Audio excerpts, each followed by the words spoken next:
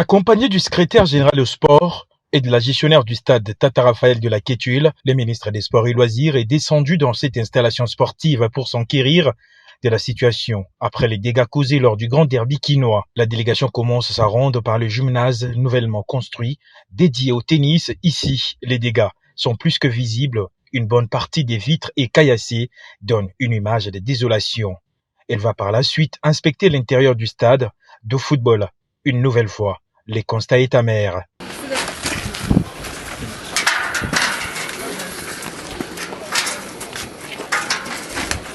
Déçu de ces actes, François Kaboulo-Moana Kaboulo s'est senti touché au plus profond de lui après les multiples efforts fournis par le chef de l'État pour réhabiliter ses cadres.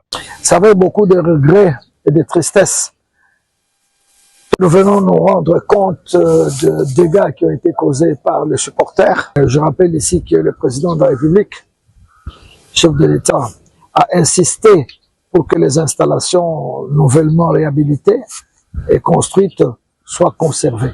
Des décisions draconiennes seront prises contre les fauteurs de ce trouble, a dit le ministre des Sports et Loisirs. Moi, je dis c'est les problèmes de sanctions. Au niveau de la Confédération africaine de football, au niveau de la FIFA, ils ont compris que les hooligans, il faut les sanctionner. Les mesures pour dissuader les hooligans sont prises sans complaisance. Il y a des supporters qui ne remettent plus les pieds au stade parce qu'ils ont été identifiés comme des meneurs. Tous les meneurs là doivent être traqués et sans pitié. Vous avez dit que nous avons renvoyé du monde pendant les Jeux de la francophonie.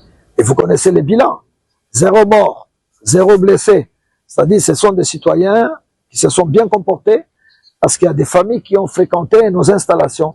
Mais quand il s'agit de football, il y a les extrémistes et il y a un programme qui va se poursuivre au niveau des services spéciaux, au niveau de la police pour détecter.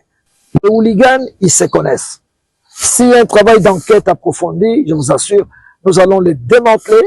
Ces gens-là seront présentés à la télévision pour les décourager.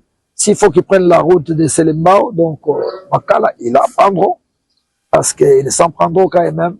Et je répète qu'il y aura des mesures très rigoureuses qui seront prises à l'endroit de tous les fauteurs de troubles. Le gouvernement de Warrior ne peut pas tolérer ces comportements. Le problème de sécurité persiste lors de matchs de la Ligue nationale de football et nécessite une intervention des autorités compétentes afin d'éradiquer ces phénomènes qui battent son plein dans le milieu sportif congolais.